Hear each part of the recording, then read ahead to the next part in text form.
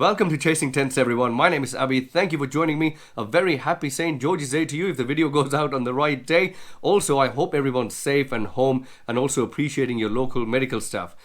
Guys, thank you so much for appreciating part 1 of this mass damper / over suspension video. It went really well. A lot of people got really true understanding of how this device works. If you haven't watched part 1, I please request you, insist you to please do watch part 1, maybe after this video or maybe now, and then you can watch this video. Link is in the description.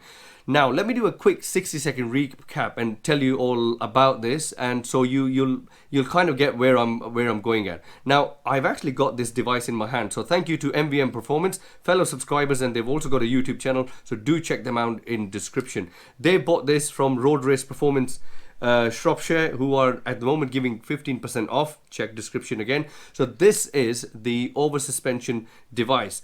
Some people also call it mass dampers. Now what this does is it just attaches to your swing arm and it moves up and down depending, the thing inside, the kind of damping device inside moves up and down depending on the amount of chatter, the amount of vibrations, the amount of oscillations your bike is going through. So long story short, this device nullifies or reduces massively all the vibrations and the oscillations and the kind of juddering going on, which gets missed by your suspension, your swing arm, your chassis, and also your tires. So also this device is a massive safety device and it prevents high sides by 90%. So this was a quick recap. Let me now go through not only all your questions which I got from part 1, but also I'm going to give you some real quirky visual aids when I'm going through these questions, so you will understand a bit more about mass damping in general in motorsport. Now before I start with all the questions and answers with some visual aids, let me show you a quick video clip, well, 2 clips, which will really define this over suspension / mass damper device really well. First clip is a bike going through normal tarmac and with plenty of vibrations going on through the swing arm. So this is the clip where you can see that the bike is going through a turn and the swing arm is moving quite a bit. The second clip is from the SAG Moto 2 team, and in video 1 I discussed the SAG team in detail. They've clearly got a mass damping device on the swing arm, and you will see it. And also most important thing is that the bike is actually on the curb. Anyone who's been on a track, especially Jerez, certain curbs can really move your whole jaw when you're going on the curb. So this bike is going on the curb and the juddering is nil just because there's a damping device on the swing arm. So here's the clip. So as you can see, bike's going on the curb and the swing arm is absolutely vibration free just because the mass damping device is there.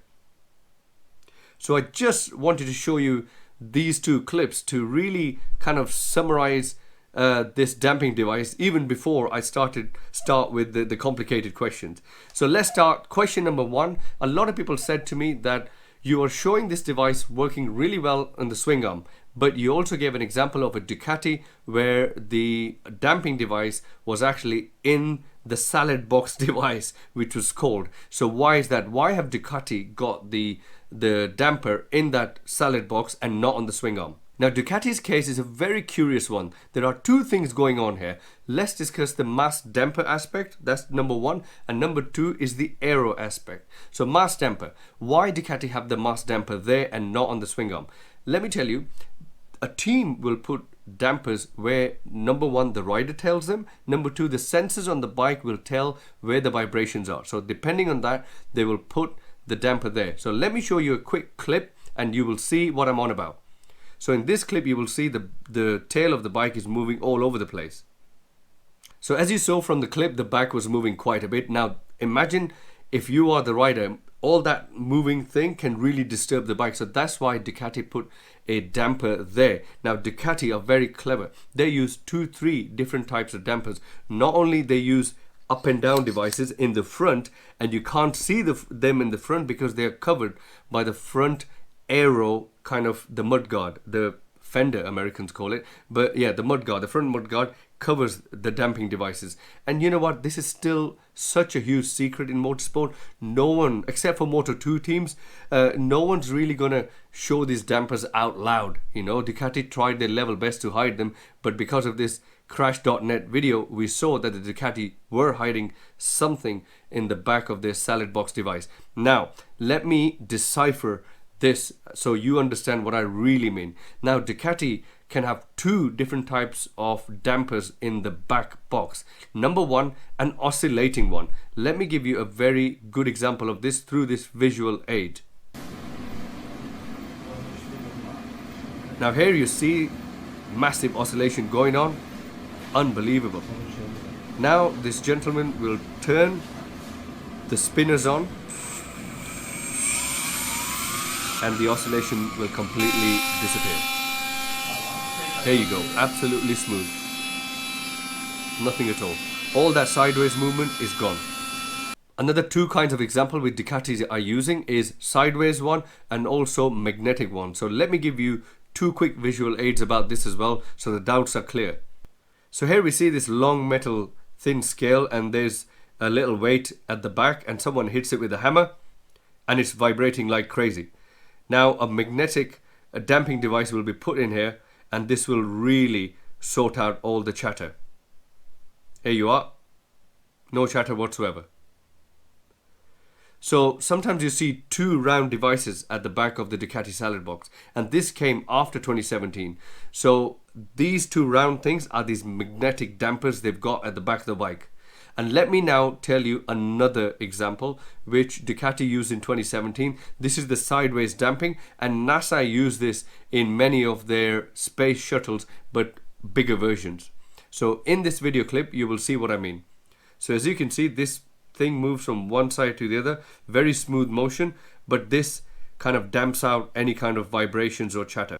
Now let's move to point two, which I was mentioning in case of Ducati, the Aero version. Now Ducati have got these wheel covers and also at the back they've got this Aero device. Now this Aero device goes a bit in when they are full throttle on the straight and it comes out a little when they are braking hard. So this prevents the tire being lifted on hard braking, and also kind of all the when you've got hard braking going on, there's a lot of chatter, there's a lot of vibration going on, and these Aero devices kind of nullifies that. So Ducati doesn't need too many dampers on the bike because they've got assisted Aero devices helping with all that. And remember what I said in video one, SAG Moto 2 team tested 4 damping devices on their bike, which made the bike completely numb and the rider couldn't feel much because the bike was so numb, so plush, but it was just too numb, and the rider was saying, look guys, I can't feel anything, the bike's too numb. So then they just moved to one damping device at the back and one in the front rather than having 4. Now to summarize what Ducati are doing is a simple theory which applies with all motorbikes. To improve something, we have to change something. And to change something, we have to compensate somewhere else. So with these Aero devices and with these mass damping devices, what Ducati is doing is compensating somewhere else for the improvements they've done with Aero, wings or anything else, or extra power gained or extra braking stability somewhere else. So they don't have to really mechanically compensate with changing pivot settings, changing swing arm positioning, changing the rear shock positioning, changing balance, the weight balance, back, you want more weight at the back, more at the front. So what Ducati is doing is the compensations are done through these mass damping devices and Aero devices, if that makes sense. So let's move to question 2. Someone asked me, can I use this damper in the front and at the back? Absolutely yes. The only thing is, after speaking to 1 or 2 experienced racers, the front chatter is only kind of felt by top level racers. Now, me and you mortals normally get a lot of vibration, especially at the back when we are giving it absolutely full beans. There's a lot of vibrations going on at the back. So that's why this device at the moment is for the back, and not only it provides the damping with the chatter, is also kind of reduces high sides by 90%, because sometimes we can just give it a bit too much and the bike just goes all over the place. This moves on to question number 3, where people were asking me, what proof do I have to say that the high sides are reduced by 90%?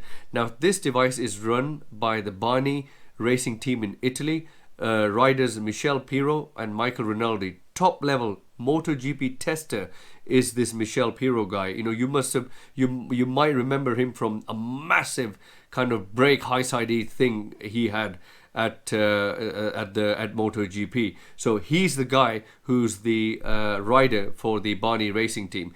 Now, teams are not going to release their data to general public. However, what they did is release their data to the Italian race organizers, just like our BSP, British Superbikes, and they saw the data and they made this device compulsory because it saved high sides by up to 90%. They must have seen something in that data to really put this device compulsory. So yes, the data sheets are not available to general public. It's race data.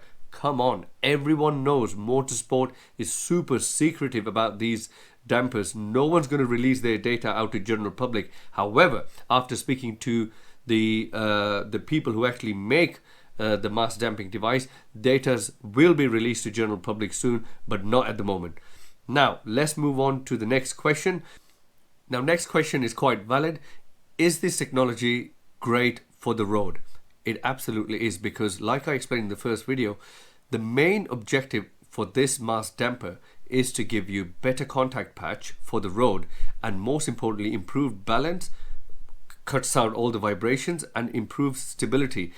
That's why the new Honda Africa Twin and the new BMW GS have got this technology already on the bike. However, they like to call it something else, which leads me on to the next question.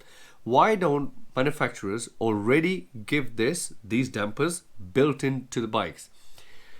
Now guys, you know this better than anybody else, that we don't even get a decent brake master cylinder with our bikes. Everyone's looking for, RCS 19, RCS 17.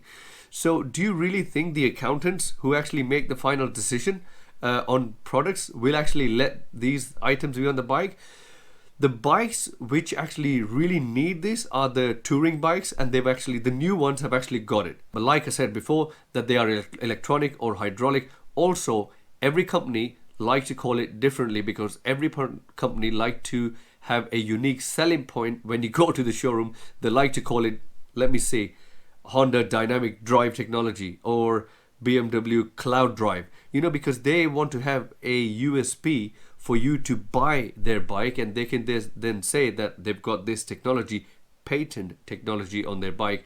And that's why in video 1 I was calling this device all the time over suspension, because this is also a patented technology. Now let me give you another interesting example of this name USP selling point.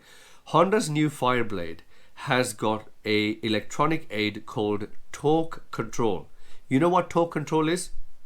Traction control. We've had that on our bikes since 2010 with BMW, and 2011 with the APRC of Aprilia. So we've already got traction control, but Honda with the Fireblade have called it torque control, another USP style of selling. So yes, they are on the bikes, but they just like to be called something else. It's all part of marketing. Next question is also a motorsport related question, is where are these devices hidden in the front? Now you will see some bikes have got a mudguard with a bit of an aero lip going on, and inside that aero lip you've got these mass dampers, and you know what, they're not going to show it out to the public, they're all hidden. Someone also said to me in on another forum that are these BFF shower kind of gas/oil canisters, are these mass dampers? They are not. These BFF or best friends forever suspension are not mass dampers. They are part of the suspension. So yeah, definitely not. Next question is around the weight of the device. Now, I am a stickler when it comes to unsprung mass and weight in general. So I'm always telling everyone to number one, keep fit, and also reduce the unsprung weight on your bike. Now this device, to be honest, feels a bit heavy. Really well made, CNC aluminium, still feels a bit heavy. I think it's about 1 kilo. So what I'm trying to say with this whole unsprung mass thing, this device sits way right at the back of your swing arm, and it's not moving. So the weight doesn't matter that much, because it's not under any gyroscopic forces, and it's not under any kind of centrifugal forces. So don't worry about the weight too much. However, on the other side, let me relate this to a real-to-life example. This is right at the back. Back in the day, when people used to go for holidays in coaches or long buses, your elders used to say to you, don't sit at the back because you will feel sick, you will feel giddy, because at the back is where a lot of movement was always going on in coaches, and you would feel quite sick. And this is the same principle. So this sits right at the back to control all that movement of the bike. So I hope that makes sense. And another quirky example, which actually someone told me on the phone, imagine you've got a big German Shepherd, a big dog. When a big dog moves his tail, wags his tail big time, the whole back of the dog shakes quite, like moves quite a bit. So this is another example where stability at the back is important. So there are no mass dampers available for dogs, but I always like to give people real to life examples, the same way I gave an example about the Taipei 101 tower, where I can show you a little clip now, where if the tower is moving side to side in a storm, if there is a damper in the middle, the tower is absolutely stable.